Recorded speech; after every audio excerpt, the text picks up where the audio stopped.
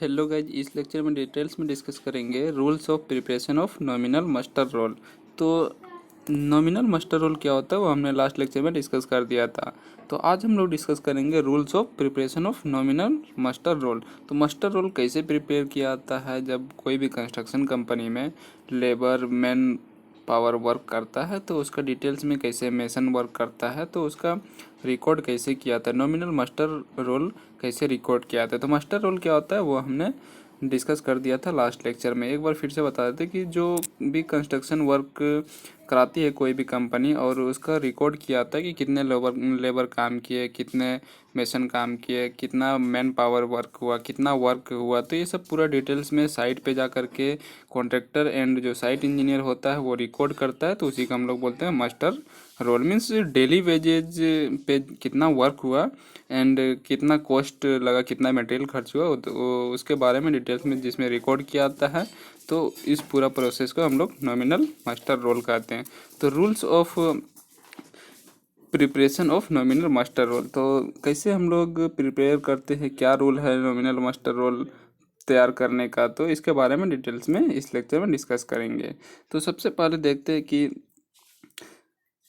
यहाँ पर कैसे प्रिपेयर किया था नॉमिनल मास्टर रोल को। तो फर्स्ट पॉइंट देखते हैं, attendance should be marked on this documents. जो डॉक्यूमेंट्स होता है, मेजरमेंट बुक होता है, तो उसमें क्या होता है कि जितना भी लोग काम करने आए हैं, जितने भी लोग काम कर रहे हैं, जितना भी लेबर हो, मेसन हो या इंजीनियर हो, सबका अटेंडेंस डॉक्यूमेंट्स उसमें मार्क्ड किया जाता है। ऑन दिस डॉक्यूमेंट्स किसमें किया जाता है, नॉमिनल मास्टर रोल में किया जाता है।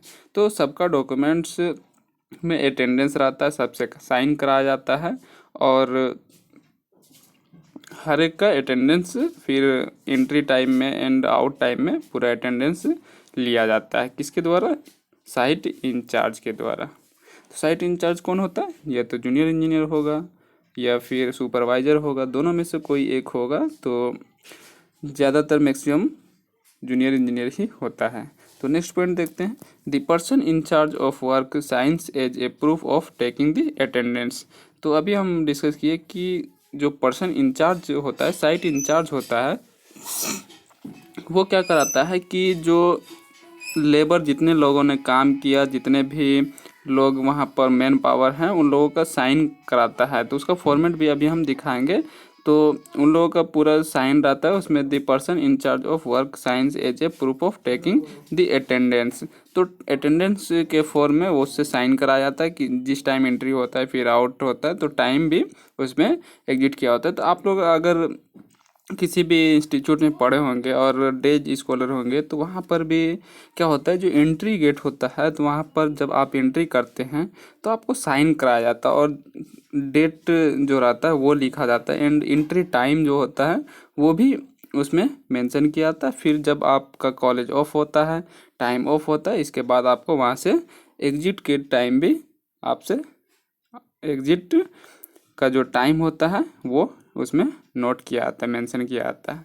तो उसी टाइप से यहाँ पर जितने भी लोग काम करते हैं, जितने भी लेबर वर्क करते हैं, तो उसी के अकॉर्डिंग उसमें साइन कराया जाता है। Entry time and out time उसमें रिकॉर्ड किया जाता है नॉमिनल मास्टर रोल में। तो इसी टाइप से ये नॉमिनल मास्टर रोल प्रिपेयर किया जाता है, यही रूल्स होता है। तो नेक्स्ट पॉइंट देखते हैं, no labour below 1 year is allowed to be employed. तो कोई भी लेबर बिलो 1 ईयर वो अलाउड नहीं रहता एम्प्लॉयड में। नेक्स्ट पॉइंट है, muster are below years closed at the end of week for making weekly payment of wage. तो muster क्या करता है कि below years closed at the end of week for making weekly payment of wage. तो इस condition में क्या होता है कि कोई कोई कॉन्ट्रैक्टर ऐसा होता है या डिपार्टमेंटल वर्क जो होता है, तो वो वीकली भी पेमेंट करता है। तो वीकली पेमेंट जो करता है तो उसमें हर एक लेबर को कितना पेमेंट किया गया, कितना बाकी रह गया, वो सब मेजरमेंट बुक में रिकॉर्ड किया था। और इसी के अकॉर्डिंग जैसे अभी हम बता रहे हैं, डिस्कस कर रहे हैं, ऐसे ही यही रूल होता है नॉमिनल मास्टर रोल प्रिपेयर करने का। तो नेक्स्ट पॉइंट है, it is never prepared in detail. और ये कभी डिटेल में नहीं लिखा जाता है और डिटेल में कभी तैयार नहीं किया जाता है। तो नेक्स्ट पॉइंट है, in the case any labour is absent on payment day then unpaid amount is entered in the unpaid wage register. तो अभी हम डिस्कस किए कि अगर कोई किसी रीजन से कोई लेबर नहीं आया या कोई भी मैन पावर जो है वो जो काम कर रहा है उसमें नहीं आया, जो पेमेंट डेट है अगर एब्सेंट हो गया, तो अनपेड अमाउंट जो रहता है वो इंटर किया था अनपेड वेज रजिस्टर में। तो जो पेड रजिस्टर होता है वो अलग होता है एंड अनपेड रजिस्टर वो अलग होता है, लेकिन मेजरमेंट बुक में सबका रिकॉर्ड रहता है। तो नेक्स्ट हम लोग देखते हैं इसका फॉर्मेट क्या है। मास्टर रोल बनाने का मास्टर रोल का फॉर्मेट कैसा होता है, मास्टर रोल जो बुक होता है वो कैसे होता है, फॉर्मेट कैसे हम लोग तैयार करते हैं जो रजिस्टर होता है। Form number 21 master roll cash book voucher number, यहाँ पर जो वॉचर नंबर होगा वो होगा, डेट होगा, नेम ऑफ वर्क होगा एंड इसी टाइप से ये फॉर्मेट में इसका डाटा नोट किया जाता है। तो पार्ट 1 है ये नॉमिनल मास्टर रोल का।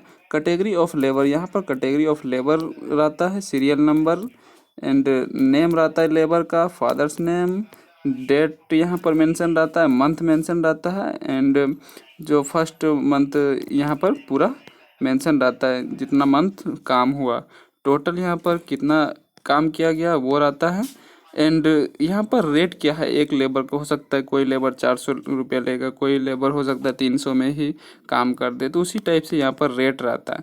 टोटल अमाउंट जितना डे वर्क हुआ इसके बाद यहाँ पर टोटल अमाउंट ऐड करके लिखा जाता है। Dated of initial of paying officer, तो dated of initial of paying officer यहाँ पर साइन करता है एंड कौन साइन किया उसका भी मतलब कौन पे किया अमाउंट को, इसके बाद कौन रिसीव कर रहा है वो दोनों का साइन रहता है। डेट क्या रहता है वो भी, किस डेट को पेमेंट किया गया वो साइन इसमें रहता है। तो यहाँ पर आप देख daily total initial of person making daily attendance initial of inspecting officer, तो डेली टोटल कितना काम हुआ initial of person making daily attendance and आप नीचे में देख सकते हैं passed for rupees, sign, rank, grand total of master roll, कितना वर्क हुआ मास्टर रोल, कितना इस पे पूरा प्रोसेस वर्क का प्रोग्रेस कितना हुआ वो सारा इसमें रहता है डिटेल्स में। Deduct payment note made as per details, rupees पैसा, transferred to registered areas, total amount paid in words, कितना अमाउंट पेड किया गया वो वर्ड्स में यहाँ पर लिखा रहता है। डेट, सिग्नेचर, रैंक, तो इसी फॉर्मेट का बनाया जाता है नॉमिनल मास्टर रोल। तो नॉमिनल मास्टर रोल कैसे बनाया जाता है वो आप लोगों को समझ में आ गया होगा कि सारा कुछ ध्यान में रखते हुए, मास्टर रोल को ध्यान में रखते हुए और लेबर कॉस्ट को ध्यान में रखते हुए, अटेंडेंस को ध्यान में रखते हुए और जो साइट इंचार्ज होता है वो ये सब रिकॉर्ड करता है। तो उम्मीद आपको समझ में आ गया होगा rules of preparation of nominal master roll. तो आज के लेक्चर में इतना ही, फिर नेक्स्ट लेक्चर में न्यू टॉपिक के साथ मिलते, तब तक के लिए बाय।